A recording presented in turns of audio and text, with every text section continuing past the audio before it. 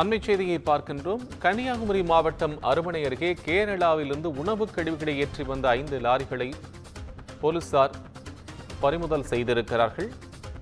வாகனங்கள் பறிமுதல் செய்த போலீசார் அது தொடர்பாக விசாரணையையும் தீவிரப்படுத்தி இருக்கிறார்கள்.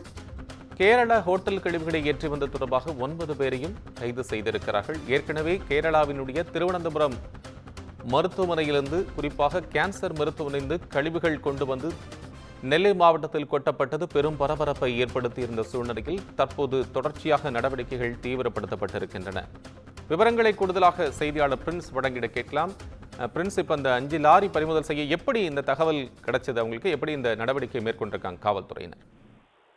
கோபால், வணக்கம். அதாவது கேரளாவில் இருந்து கன்னியாகுமரி மாவட்டத்திற்கு பல ஆண்டு காலமாக இதுபோன்று கோழி கழிவுகள் மற்றும் மருத்துவ கழிவுகள், ஹோட்டலில் உள்ள கழிவுகள் எடுத்து வரப்பட்டு குமரி மாவட்டத்தின் பல்வேறு இடங்களில் கொட்டப்பட்டு வருகிறது. மேலும் பன்றி பண்ணைகளுக்கும் எடுத்துச் செல்லப்படுகிறது. இதை தடுக்கும் விதமாக மாவட்டத்தில் பல்வேறு இடங்களில் சோதனை சாவடிகள் அமைக்கப்பட்டுள்ளது. சோதனை சாவடிகள் வழியாக வரும் வாகனங்கள் போலீசாரால் பறிமுதல் செய்யப்படுகிறது, நடவடிக்கை எடுக்கப்பட்டு வருகிறது. இருப்பினும் போலீசாரின் கண்காணிப்பை மீறி சோதனை சாவடி அல்லாத பகுதிகள் வழியாக இந்த வாகனங்கள் குமரி மாவட்டத்திற்கு வருகிறது. இந்த நிலையில் புதிதாக பொறுப்பேற்றுள்ள மாவட்ட காவல் கண்காணிப்பாளர் ஸ்டாலின் கழிவுகள் கொண்டு வரும் வாகனங்கள் மீது கடுமையான நடவடிக்கை எடுக்க வேண்டும் என உத்தரவு பிறப்பித்தார். இதைத் தொடர்ந்து நெட்டா, களியக்காவை உட்பட பல்வேறு சோதனை சாவடிகள் போலீசாரின் கடும் கட்டுப்பாட்டுக்குள் கொண்டு வரப்பட்டது. இந்த நிலையில் தனிப்படை போலீசாருக்கு இந்த ரகசிய தகவல் கிடைத்தது. அதாவது கேரளாவில் இருந்து வாகனங்களில்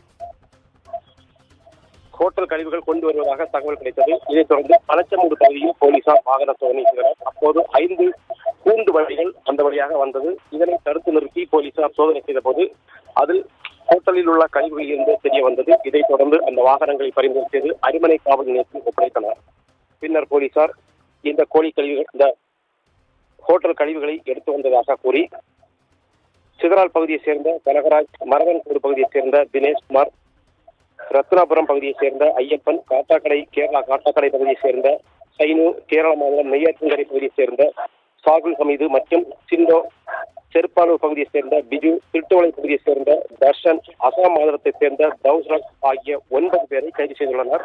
தொடர்ந்து அவர்களிடம் விசாரணை நடத்தப்பட்டு வருகிறது. இந்த கழிவுகள் எங்கு கொண்டு செல்லப்படுகிறது என்பது குறித்து விசாரணை தொடர்ந்து நடத்தப்பட்டு வருகிறது. உங்கள் அண்மை விவரங்களுக்கு நன்றி பிரின்ஸ்.